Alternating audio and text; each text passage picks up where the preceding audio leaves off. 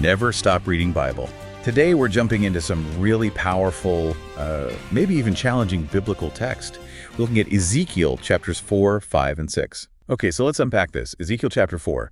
He wasn't just, giving speeches. He was using his own body, his actions, to deliver God's message. Very visual stuff. Exactly, like performance art almost, designed to shock people awake. So first up, he draws Jerusalem on a clay tablet, Mm-hmm. and then he actually lays siege to it, like a model siege. Yeah, builds ramps, the whole setup. It's a stark, immediate warning.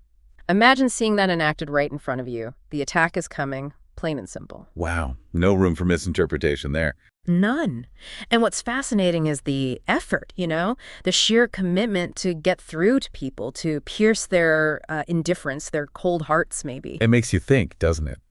How often are we maybe blind to warnings right in front of us? A good question. Then there's the second act, lying on his side.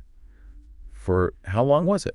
An incredible length of time. 390 days on one side for Israel's sin, and then 40 days on the other for Judah's. Over a year in total, basically fixed in one position. What'd that symbolize? Captivity. Endurance, yes, but also the sheer length of their punishment, the years of bearing their iniquity.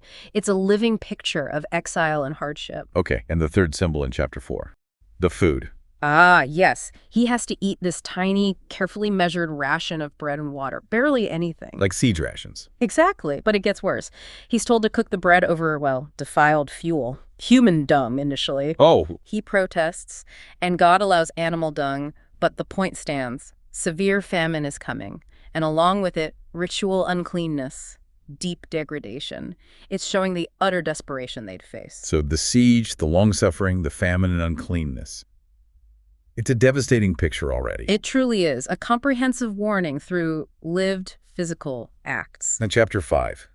Here's where it gets, I think, really interesting with another symbolic act, cutting his hair and beard. Yes, and this might seem less dramatic to us today, maybe, but back then, hair and beard, especially for a priest like Ezekiel, held immense cultural, even spiritual weight. Right, symbolizing strength, identity, maybe even their covenant status. Precisely. So shaving it all off, that's a powerful symbol of loss, shame, and judgment.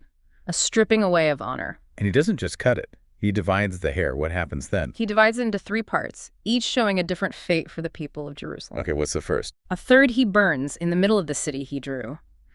This represents those dying within Jerusalem from famine and plague, disease, the city itself being consumed. Grim. The second third. He strikes with a sword all around the city model. This pictures those killed by the sword, likely trying to flee or caught in the fighting. Think King Zedekiah and his officials captured. Violent death, then. And the last third. Scattered to the wind. This is the image of exile, dispersion, the people scattered across the nations. But wait, didn't he keep a few strands? Yes, a very small number tucked into his garment. That signifies the remnant, that tiny bit of hope, a small number who would be preserved even through this total scattering. So fire, sword, wind, Yeah. utter destruction, but a tiny remnant survives. Exactly, and the chapter explicitly states why. It connects directly back to their actions. God says it's because they rebelled, they despised his laws, defiled his sanctuary. The judgment is severe because the offense was profound. It details the consequences too, right? Famine, wild beasts, pestilence, bloodshed. Yes, it lays out the tragic phenomena that follow. It's a full picture of societal collapse stemming from spiritual failure. Which brings us neatly to chapter 6.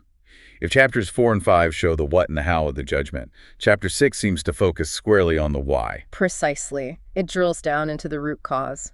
Idolatry.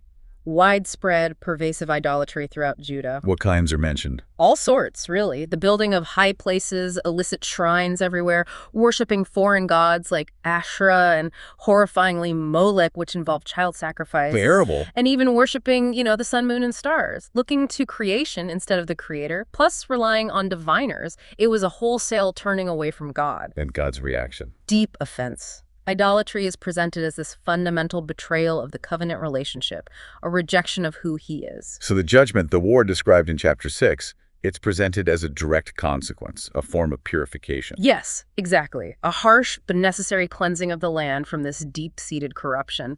But, importantly, even here, God speaks of that remnant again. The ones who survive. The ones who survive, escape, and remember God in their exile. They will loathe themselves for their past actions. There's that glimmer of hope, of future repentance, even amidst the judgment. It shows God's mercy persists.